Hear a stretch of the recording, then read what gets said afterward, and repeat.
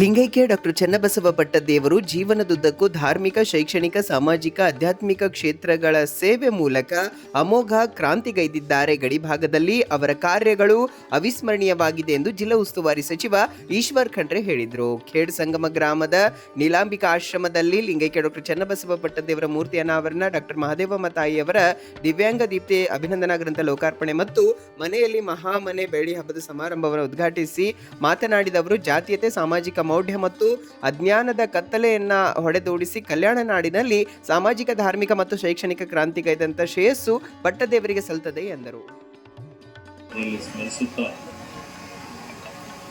ಇಂದಿನ ಈ ಪವಿತ್ರವಾದಂತಹ ಒಂದು ಕಾರ್ಯಕ್ರಮ,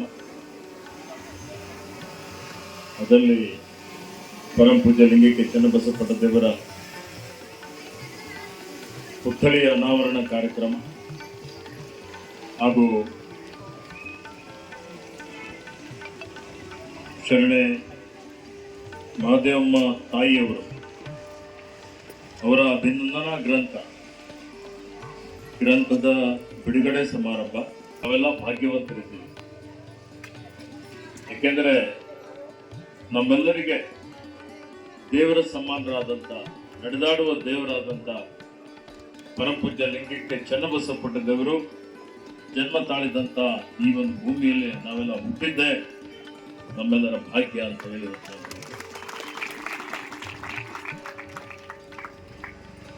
ಲಿಂಗೈಕ್ಯ ಚನ್ನಬಸವ ಪಟ್ಟದೇವರು ನಾವೆಲ್ಲ ಯಾರೂ ದೇವರಿಗೆ ನೋಡಿಲ್ಲ, ಆದರೆ ಚಲಿಸುವ ದೇವರನ್ನೇ ನೋಡಿದ್ದಾರೆ. ಸುಮಾರು ಜನ ನನಗೆ ಹಿಡ್ಕೊಂಡು ಇಲ್ಲಿ ಹಿರಿಯರಿದ್ದವರೆಲ್ಲರೂ ಅವರಿಗೆ ನೋಡಿದ್ದಾರೆ.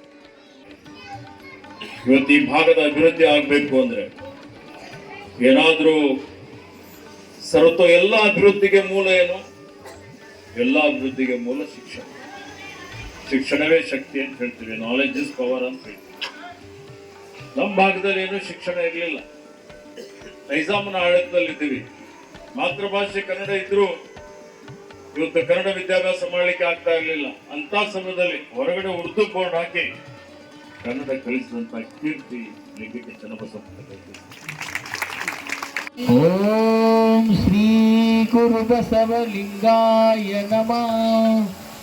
ಓಂ ಶ್ರೀ ಗುರು ಬಸವಲಿಂಗಾಯ ನಮಃ. ಓಂ ಶ್ರೀ ಗುರು ಬಸವಲಿಂಗಾಯ ನಮಃ.